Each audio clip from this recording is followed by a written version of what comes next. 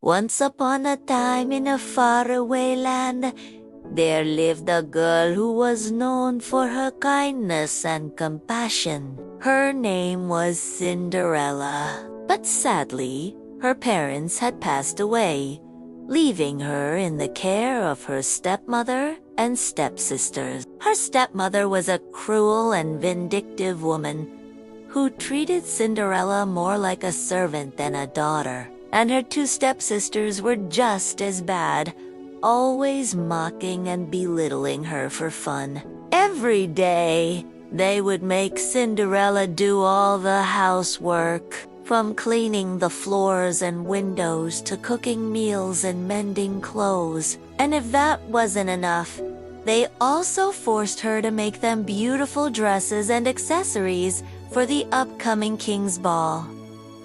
Now, the King's Ball was a highly anticipated event where all the eligible young women in the kingdom would come to meet and greet the handsome Prince Charming, who was known for his good looks and noble heart. The stepsisters were determined to catch the prince's eye and make him their husband. They spent weeks planning their outfits and practicing their dance moves. And on the day of the ball, they looked like real princesses. Meanwhile, Cinderella was scrubbing the floor when she heard the commotion. She couldn't help but feel a twinge of sadness as she thought about how much she would love to go to the ball. Suddenly, she heard a voice behind her. "Why are you so sad, Cinderella?" Startled, she turned around to see an old woman with a walking stick.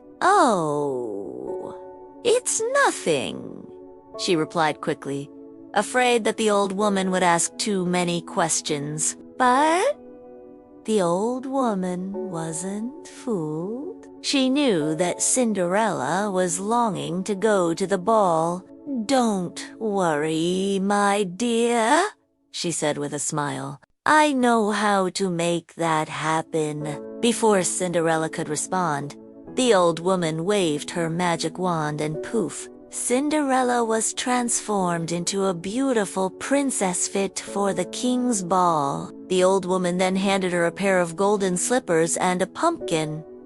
"Take this pumpkin to the palace," she said, "and when the clock strikes 12, you must leave the ball immediately or the spell will break." Cinderella thanked the old woman and hurried to the palace with the pumpkin in tow. When she arrived, she couldn't believe her eyes. The palace was even more magnificent than she had imagined. There were chandeliers and candelabras everywhere, and the guests were dressed in their finest clothes. She felt a surge of confidence as she walked into the ballroom and saw the stunned faces of her stepsisters. They couldn't believe that Cinderella had shown up and looked so beautiful. The prince was also mesmerized by Cinderella's beauty and asked her to dance. They danced for hours, and Cinderella forgot all about the old woman's warning. Suddenly, she heard the clock strike 12 and panicked. She ran out of the ballroom, dropping one of her golden slippers in her haste. The prince, who had fallen in love with Cinderella, was determined to find the mysterious maiden who had captured his heart. He picked up the shoe and vowed to search the entire kingdom to find its owner. Meanwhile, Cinderella returned home and the old woman waved her magic wand again. Poof! And Cinderella was back in her rags. Her stepsisters were furious when they learned that she had attended the ball and had almost become the princess. They demanded that the old woman put a curse on Cinderella and prevent her from ever becoming a princess. But the old woman refused. "No, I don't do curses," she said. "I only do favors." The stepsisters were disappointed, but they had to accept the old woman's decision. The next day, the prince announced that he would hold a contest to find the owner of the golden slipper. Every woman in the kingdom was invited to try it on, and whoever was a perfect match would become his princess. When Cinderella heard about the contest, she was hesitant to participate. She knew that the slipper would fit her perfectly, but she was afraid that her stepsisters would stop her from leaving the house. However, she couldn't bear the thought of the prince marrying someone else, so she made up her mind to try her luck. She went to the palace with the pumpkin, which had been transformed into a coach by the old woman's magic. When she arrived, she was stunned by the sight of so many women gathered in the throne room. All of them were hopeful that they would be chosen as the prince's bride. Cinderella approached the throne and knelt down.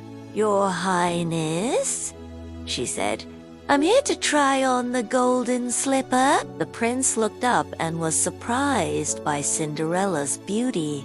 He had never seen such a lovely maiden in his life. He gestured for her to sit down and relax while a servant brought her the slipper. One by one, the other women tried on the shoe, but it was too small for all of them. Finally, it was Cinderella's turn. She slipped her foot into the shoe, and it fit perfectly. A gasp went through the crowd as the prince and everyone stared at Cinderella in amazement. He couldn't believe that she was the mysterious maiden from the book. And Cinderella was equally surprised to see that the prince had remembered her. "Cinderella," the prince said, his eyes twinkling, "I knew you were the one who had captured my heart at the ball." Cinderella blushed and looked down at her feet. She couldn't believe that her dreams were finally coming true. The prince helped her to her feet and led her to the throne.